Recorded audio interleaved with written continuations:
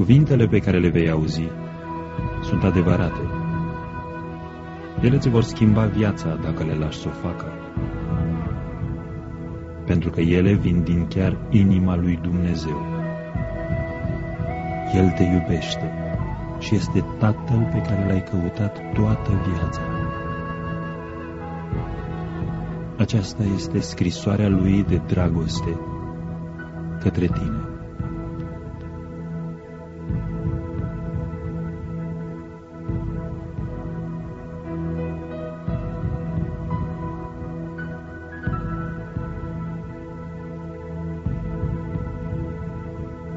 Copilul meu,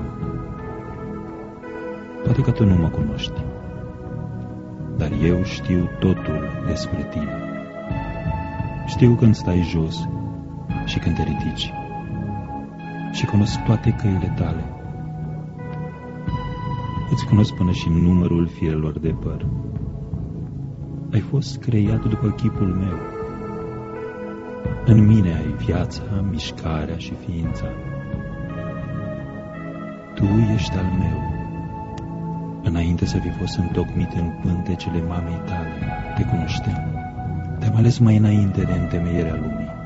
Nu ești rodul unei greșeli, căci toate zilele tale au fost scrise în cartea mea.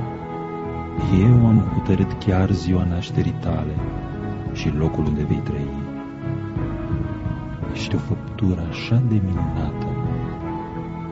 Eu te-am țesut în pântecele mamei tale și te-am sprijinit în ziua nașterii tale. Am fost înțeles greșit de cei care nu mă cunosc, dar nu sunt nepăsător, nici supărat, ci sunt dragostea desăvârșită. Și dorința mea e să revărs această iubire asupra ta, doar pentru faptul că tu ești copilul meu, iar eu, tatăl tău. Eu îți dăruiesc mai mult decât ți-ar putea oferi vreodată tatăl tău pământesc, pentru că eu sunt cel mai bun tată. Orice lucru bun pe care îl primești vine din mâna mea, pentru că eu sunt cel ce-ți poartă de grijă în toate nevoile tale. Dintotdeauna am gândit pentru tine un viitor plin de speranță, pentru că te iubesc cu o dragoste veșnică. Mă gândesc la tine de tot atâtea ori câte boabe de nisip sunt pe malul mării și sunt plin de bucurie de dragul tău. Nu voi înceta niciodată să-ți fac bine, căci tu ești comoara mea neprețuită. Eu doresc din toată inima mea și din tot sufletul meu să-ți fac bine și vreau să-ți arăt lucruri mari și minunate. Dacă mă vei căuta cu toată inima, mă vei găsi.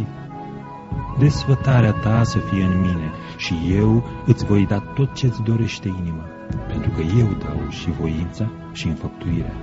Pot face pentru tine nespus mai mult decât ceri sau gândești, pentru că eu sunt cel care te întărește, dar și Tatăl care te mângâie în toate necazurile tale. Când inima ți-e zdrobită, sunt aproape de tine. Așa cum un păstor își duce miei pe brațe, așa te-am adus și eu, aproape de inima mea. Într-o zi, eu voi șterge orice lacrimă din ochii tăi și voi îndepărta de la tine toată suferința îndurată pe acest pământ. Eu sunt Tatăl tău și te iubesc la fel de mult cum l-am iubit pe Fiul meu, Iisus, pentru că în Iisus ți-am descoperit dragostea mea pentru tine. El este întru totul asemenea mie. El a venit ca să-ți arate că eu sunt de partea ta și nu împotrivă și să-ți spună că nu mai țin socoteala păcatelor tale. Iisus a murit ca tu și cu mine să putem fi împăcați. Moartea lui a fost dovada supremă a iubirii mele pentru tine. Am renunțat la tot ce am avut mai scump ca să-ți câștig dragostea. Dacă primești darul Fiului meu Iisus, mă primești pe mine și nimic nu te va mai despărți vreodată de dragostea mea.